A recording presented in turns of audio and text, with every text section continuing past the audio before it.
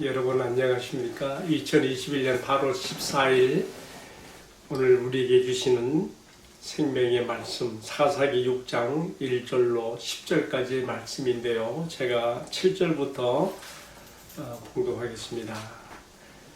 이스라엘 자손이 미디안으로 말미암아 여호와께 부르짖었으므로 여호와께서 이스라엘 자손에게 한 선지자를 보내시니 그가 그들에게 이르되 여호와께서 이같이 말씀하시기를 이스라엘의 하나님 내가 너희를 애굽에서 인도하여 내며 너희를 그 종되었던 집에서 나오게 하여 애굽 사람의 손과 너희를 학대하는 모든 자의 손에서 너희를 건져내고 그들을 너희 앞에서 쫓아내고 그 땅을 너희에게 주었으며 마지막 구절입니다.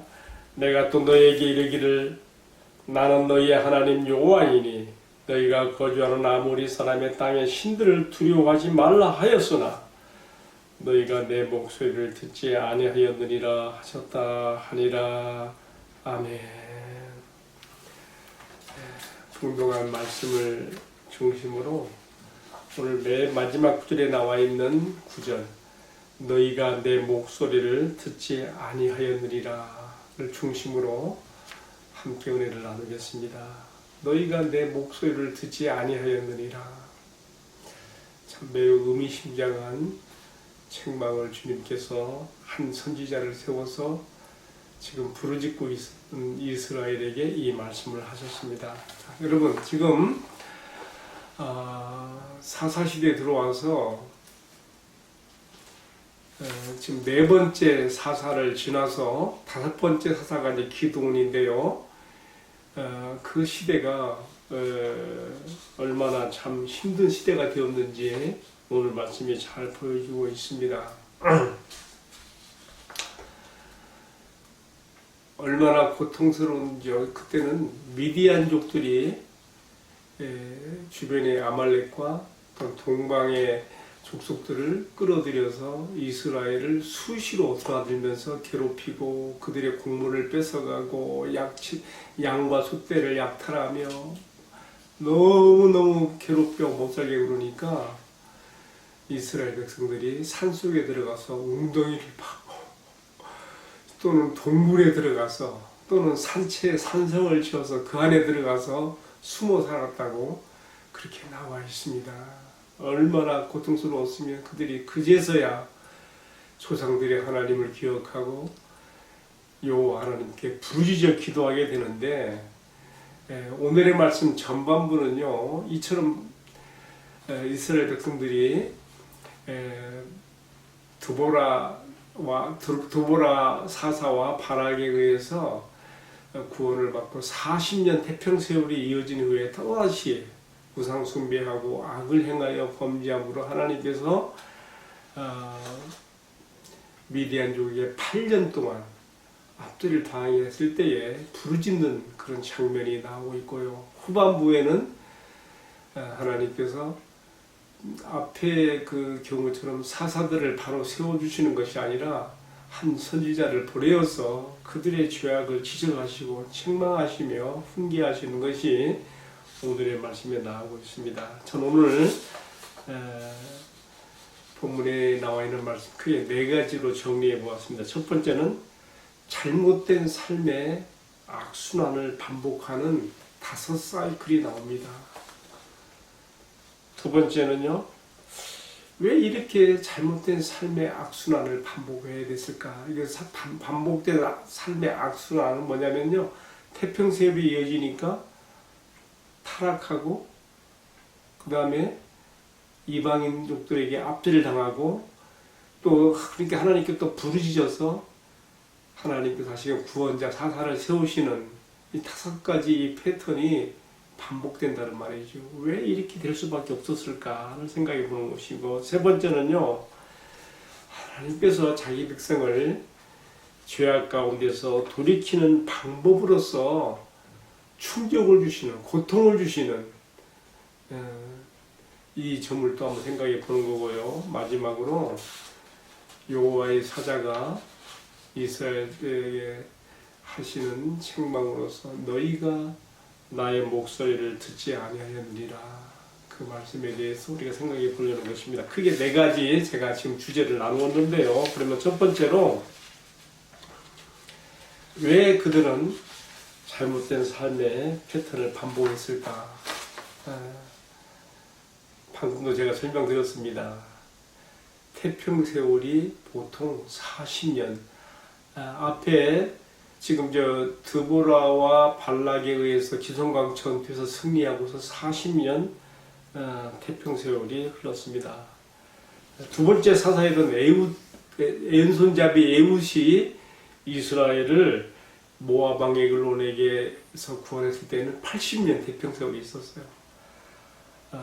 또 첫 번째 사사였던 갈렙의 사이 운니엘이 이스라엘을 구원하고서는 40년, 그러니까 40년, 80년, 또 40년, 그러니까 벌써 160년이 지나가지 않습니까? 그리고 그 중간중간에 이스라엘의 범죄함으로 이방족들에게 압살을 당했던 그 기간이 보게 되면 18년, 20년, 8년, 7년 이런 식으로 해갖고 이것이 또 한 4, 50년이 돼요. 다 합하면 여호수아 이후에 어느덧 사사시대에 들어서서 200년 이상의 세월이 흐른 거예요.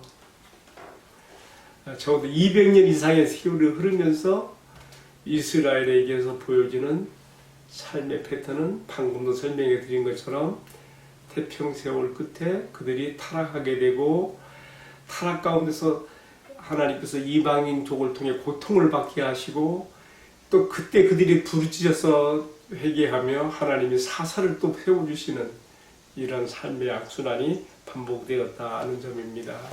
자, 그렇다면요, 왜 이렇게 되었을까요? 왜 이런 삶의 악순환이 반복되고 있을까요? 저는 생각해 볼 때에 이스라엘이 이방족들로부터 압제를 받는 기간은 그렇게 짧아요. 적어도 태평세월은요 2배, 3배 이상 길어요. 이방족들에게 압제당하는 걸 보게 되면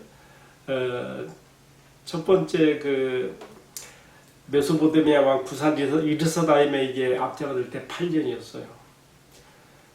두 번째 왼손잡이 에훗이 일어나 이스라엘 구원할 때 그때 모압 왕 에글론에게 고통받았던 세월이 18년, 태평세월은 80년.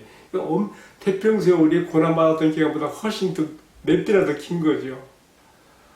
또 드보라 시대에는요, 가나안 왕 야빈과 시스라의 철병거 밑에서 그들이 20년간 고통받았고 태평세월은 어디 40년이 갔어요. 드보라의 그 기손강 전투 승리 40년. 이처럼 하나님께서 자기 백성을 사랑하셔서 그들이 받는 고통은 가급적이면 줄여주시고 그 기간 안에라도 그들이 회개에 돌이켜서 태평세월은 넉넉하게 해주신, 여러분 적어도 태평세월이요 지금 보게 되면 다 40년 이상이고 80년도 있는데요, 보통 한 세대를 우리가 30년, 40년으로 봅니다.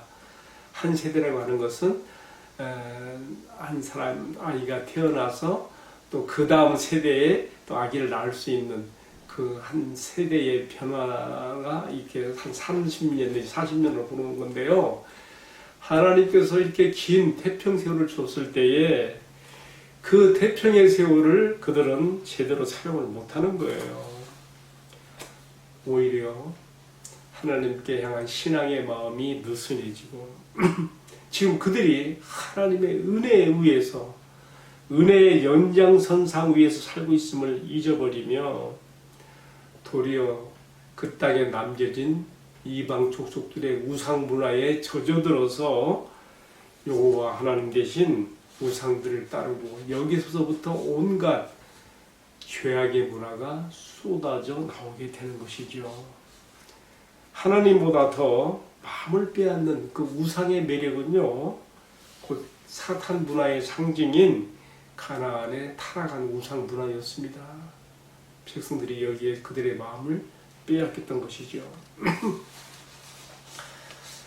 자, 이럴 때 하나님께서 어떻게 하셨습니까? 세 번째 제가 나누는 주제는 하나님께서 그들로 하여금 돌이키는 방법으로서 충격요법으로 고통을, 이방족들을 통한 압제를 받게 하셨다는 것이죠. 어쩔 수 없이 하나님께서 그들을 계속해서 하나님 편에 붙잡아 두시기 위해서 그들이 멸망의 길을 가지 않도록, 그리고 가나안 땅에 들어와 살게 하시는 본래의 목적대로 복락의 삶을 누리게 하기 위해서 하나님 그렇게 하시는 거예요. 그들에게 임했던 고통, 이방인들의 통한 압제, 사실 따지고 보면 이것도 다 하나님의 사랑과 자비의 또 다른 표현이라고 우리가 볼 수가 있는 것이죠.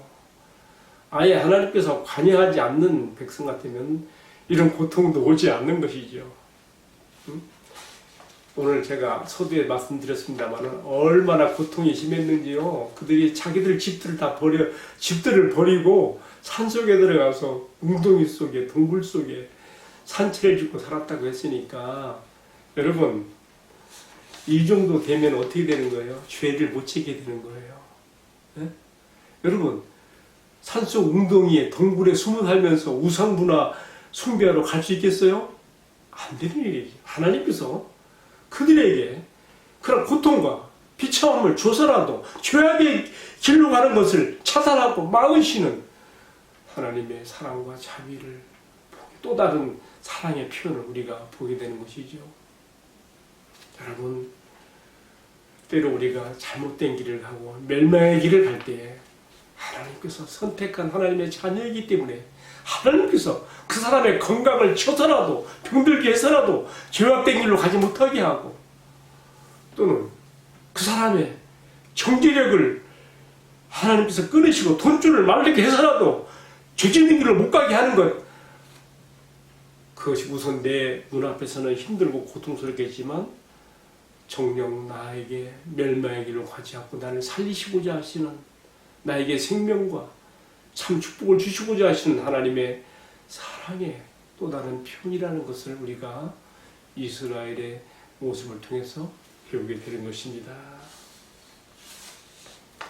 우리 예수님의 비유 가운데 집을 떠난 탕자가 자기의 그 참 좋고 부족하고 안락한 집을 떠나서 어떻게 됐어요? 대기 치는 집에 종이 되는 것처럼, 지금 기드온 시대의 다섯 번째 사서로 등장하게 되는 기드온 시대의 이스라엘이 지금 자신들의 집을 다 떠나서 그렇게 산속에 들어가서 숨어서 살아야 되는 비참한 가운데 떨어진 모든 것들이 오늘 제가 설명을 드리고 있는 다 이런 맥락에서 우리가 이해를 하게 되는 것입니다.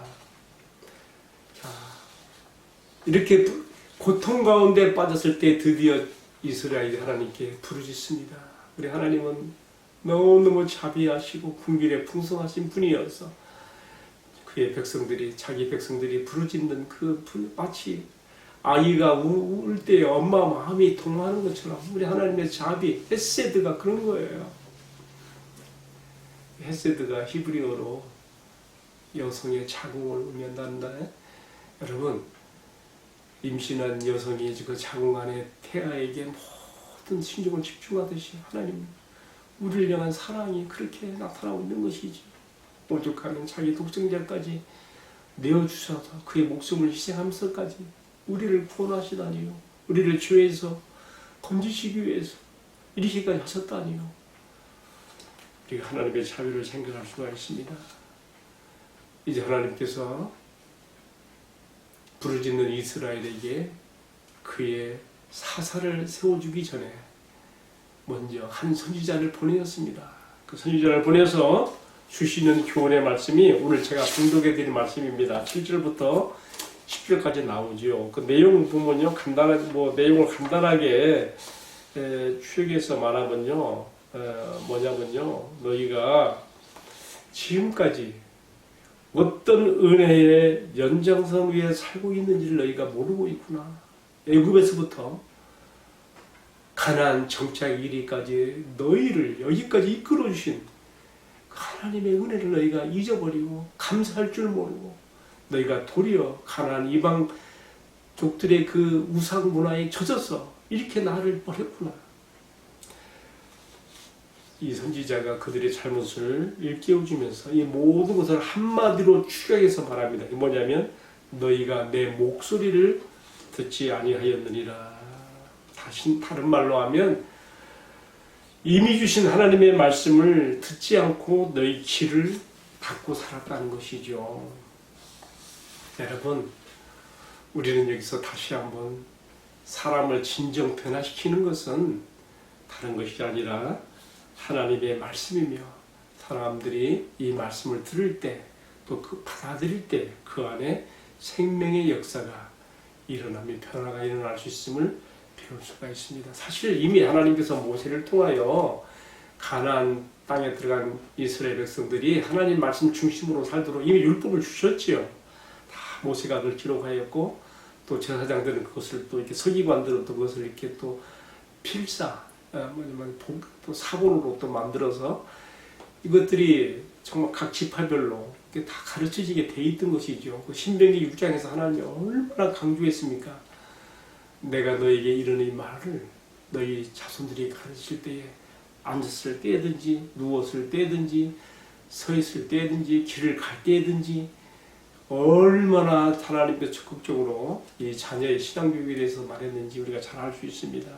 다시 말하면 이 말씀의 계대 교육이 끊어지니까 결국은 서두에 말씀드렸던 5가지 삶의 패턴이 반복되는 거예요. 긴 태평세월 가운데 타락하고 또 타락 끝에 그들이 이방의 압제를 받아 고통을 당하며 고통 가운데 다시 또 그들이 회개하고 부르짖고 하나님이 다시 사사들을 세워주시는 그런 반복이 이어졌던 것이죠. 그렇게 해서 몇 년이 지났다고요? 사사시대를 약 400년으로 보는데 거의 200년 이상이 지나가는 거예요. 사사시대 절반 이상이 벌써 5번째 사사 기도원이 나오기 전에 이미 지나가고 있어요. 우리가 이런 흐름을 이해하면서 말씀을 이해할 필요가 있습니다. 자, 여러분 이제 저는 오늘의 말씀을 마무리 지으면서 제 마음속에 오늘의 말씀을 중심으로 새기는 7가지 교훈이 있어요. 짤막짤막하게 제가 소개만 드리고 기도하겠습니다. 첫 번째로는요. 전쟁이 없고 평안한 시기가 오래 갈수록 우리가 더 조심해야 된다는 것입니다. 지금 이스라엘이 그렇지 않습니까? 사사들이 이 백성들을 구원하여 생존할 동안에는 40년씩 80년씩 막 그 태평세월이 길게 갔어요. 그 끝에 가면 반드시 또 타락하거든요. 여러분 우리 대한민국도 조심해야 됩니다. 우리 대한민국은 지금 1950년에 6.25 전쟁이 일어난 이후에 벌써 70년 동안에 아무런 전쟁이 일어나지 않았고 참 어떻게 보게 되면 바로 우리 머리 위에 원자폭탄을 우리가 얹고 있는 위기의 나라인데에도 불구하고 다니엘의 그 던져진 사자굴에서 사자의 입을 봉하셨던 하나님께서 지켜주신 같이 사드락과 메삭과 아벳노고 다니엘 친구들을 불구덩이에서 지켜주신 것 같이 우리 대한민국의 안전과 평화가 어떻게 왔습니까? 우리 하나님께서 지켜주심으로 사자의 입을 봉하심으로 오늘 우리가 긴 태평의 세월을 벌써 70년 이상 지나가고 있습니다. 여러분 이 태평 시기에 조심해야 될 것은 세상 사람들이 아니라 이 땅에 살고 있는 하나님의 백성들, 하나님의 교회가 정말로 조심해야 됩니다. 겸손해야 됩니다. 나라와 민족 앞에 겸손히 낮아져서 정말로 이 땅에 빛과 소금의 사역을 감당하는 그런 교회들이 되어야 됩니다. 소돔성에 의인 10명이 없어서 하나님께서 멸할 수밖에 없다고 했는데 하나님께서 이 세상에 하나님 없이 살아가는 사람들은 차제에 두고 이 땅에 있는 하나님의 백성, 하나님의 교회를 상대해서 하시는 말씀입니다. 길고 길게 가는 태평세월 가운데 우리 교회들이 엄청 커졌습니다. 엄청 힘이 세졌습니다. 이제는 정부의 권력도 막 대항하고 물 만큼 그렇게 커졌습니다. 여러분 길게 이어진 이 태평세월 동안에 우리 한국교회가 정말 이 사회 앞에 민족 앞에 겸손히 낮아져서 어두운 곳에 빛을 비치며 부패한 곳에 소금의 맛을 내며 부패를 방지하며 진실로 이 민족의 갈기가게 찢어진 마음들을 하나로 붙들어 연합하게 할 수 있는 화해와 화평의 중재자들이 되고 그리스도의 십자가의 정신을 실천할 수 있는 우리들의 교회로 나가야 되지 않겠습니까? 태평 세월이 너무 오래 갔습니다. 70년을 넘어서 80년으로 가고 있습니다. 이때에 우리가 더욱 조심해야 된다는 것을 오늘의 말씀에 비추어서 말씀 전합니다. 두 번째로, 지금까지 지내온 곳이 모두 주님의 은혜로 살고 있는 것을 잊지 말고 감사할 것입니다. 여러분, 지금까지 지내온 곳 주의 크신 은혜라. 나 잘나고 내가 능력이 있어서 이렇게 된 것이 아니죠. 우리 한국과 한국 교회를 통해서 전 세계 열방에 주의 복음을 전하게 하는 도구로 사용하시며 참 여기까지 하나님 은혜로 이끌어 주셨습니다. 하나님의 은혜에 대해서 이스라엘이 출애굽에서부터 가나안까지의 모든 세월 가운데 하나님이 함께 하시면 잊지 말아야 되고 감사해야 됐던 것처럼 우리가 또한 그렇게 살아야 되는 것입니다. 세 번째로는요, 태평 세월 시기에 자녀들의 신앙교육에 힘써야 된다는 것입니다. 중요한 겁니다. 매우 중요한 것입니다. 네 번째로는요, 혹시 범죄함으로 고통 가운데 처해 있을 때에도 낙심하지 말고, 이것이 우리 하나님의 사랑과 자비의 또 다른 표현이라는 것, 나를 포기하지 않으시고 나를 붙들어 두시며 너는 나하고만 사랑하자, 세상을 짝하지 말고 세상의 죄악과 타락된 물에 네 마음을 뺏기지 말고 네가 사는 길은 생명의 길은 여기 있으니 너는 나하고만 사랑하자 하시는 하나님의 사랑을 받아들여서 우리가 잘못된 죄악된 길에서 돌이켜서 하나님 중심에 서야 될 것입니다. 그리고 어떻게 다섯 번째는요, 부르짖어, 고통 가운데 있을 때 부르짖어 기도할 것입니다. 여섯 번째는요, 이스라엘이 200년 이상 지금 반복적으로 보이고 있는 삶의 악순환의 패턴을 끊어버리고, 마지막 일곱 번째는요, 오늘 주신 마지막 구절에 나온 거, 너희가 내 목소리를 듣지 아니하였느냐는 이 책망을 뼈저리게 받아들이며 영이요 생명이신 주님의 말씀 중심으로 굳게 서서 우리가 나를 만나주시고 나를 변화시켜 주심으로 어제와 같은 오늘을 반복하지 아니하고 날마다 새롭게 이끌어주시는 주 성령님의 인도하심 가운데 우리 삶이 힘차게 나갈 수 있기를 주님의 이름으로 축복합니다. 기도하겠습니다. 주님, 우리가 잘못된 삶을 반복하지 않게 하시고 주님의 말씀을 잘 청종하는 가운데 날마다 주님 안에서 새로운 변화를 경험하는 새로운 날들을 살아가도록 축복해 주시옵소서. 아직 이 땅에 아무런 위협이 다가오지 않고 이만큼 태평세월이 유져가는 이때에 우리가 더욱 자녀들의 신앙교육에 힘쓰며 이 땅의 교회들이 우리 주님께서 이 땅에 세우신 하나님의 나라로서 교회의 사명과 본분을 다할 수 있게 하시며 우리 주님의 뜻을 이루어드리는 저희들이 되게 하옵소서. 이 모든 말씀을 존귀하신 우리 주님 예수 그리스도의 이름으로 기도하옵나이다. 아멘. 네, 마쳤습니다. 감사합니다.